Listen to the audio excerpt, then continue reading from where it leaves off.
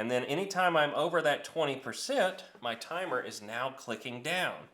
If I get down below that 20%, my timer stops, making it to where it's not counting against me when I'm flying.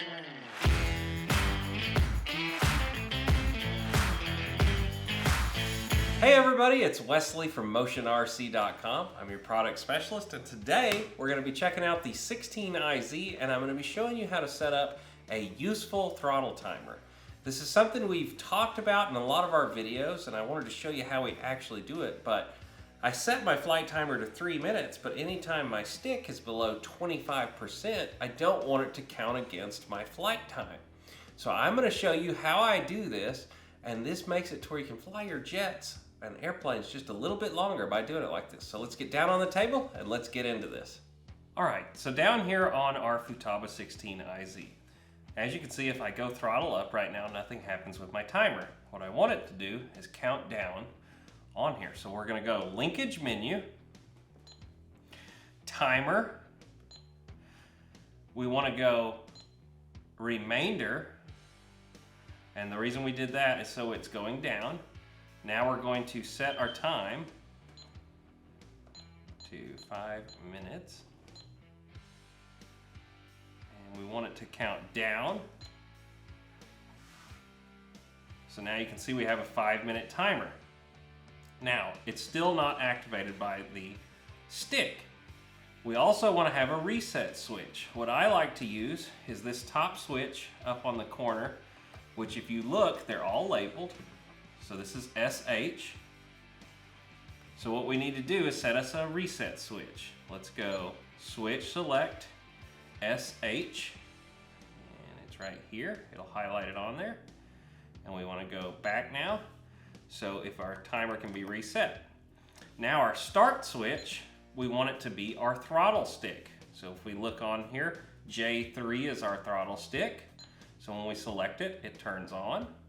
Now we can go back. So as you can see, the throttle stick has been moved, so it started the timer. I can also hit the reset to reset that timer. Now we need to set the on and off of it. So we're gonna go to, hang on, back into our start switch and hit our set button. This brings us to this menu. Now as you can see, as I move my throttle stick up and down, my slider moves up and down. Now we want to set our on and off. I like to put mine about 20%, so I move my throttle stick in accordance and then hit on off. That's going to set it. Now it's backwards right now to where it's running down here and off up here. So we need to reverse it. As you can see, that flipped our line over. So now anytime we're down in this range, our throttle is not going to work. Or our throttle's going to work, but our timer's going to be turned off. And anytime we're above it up in this range, our throttle's going to be on. So now if we go back to our main screen, you can see our throttle is stopped. I can hit my switch to reset the timer. And then anytime I'm over that 20%, my timer is now clicking down. If I get down below that 20%, my timer stops, making it to where it's not counting against me when I'm flying around. So if I'm doing a pass where I'm at 0 throttle, I'm not using my timer. Now if we go back to the home screen, you can see my full timer here. As I go over and fly, I'm counting my timer down. I'm gonna do a glide pass. I'm down to 0 throttle. It's not counting against me. Back into the power and the timer starts again. Once again, if I taxi out to the runway and I've used part of my timer on accident, I can always flip that button up in the corner to reset back to 5 minutes. All right, so that gets this quick tip wrapped up. If you're interested in more of these quick tips, I'm going to be filming a lot more on the 16IZ as we go forward. But this is a super easy thing you can do on your radio to extend your flight times and still have that accurate reading.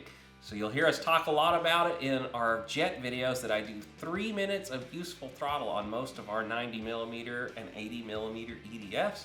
And on most of our prop planes, I usually set it around 5 minutes of useful throttle. All right, we'll see you in the next video. Whether it's land, sea, or air, Motion has what you need. Bye, guys.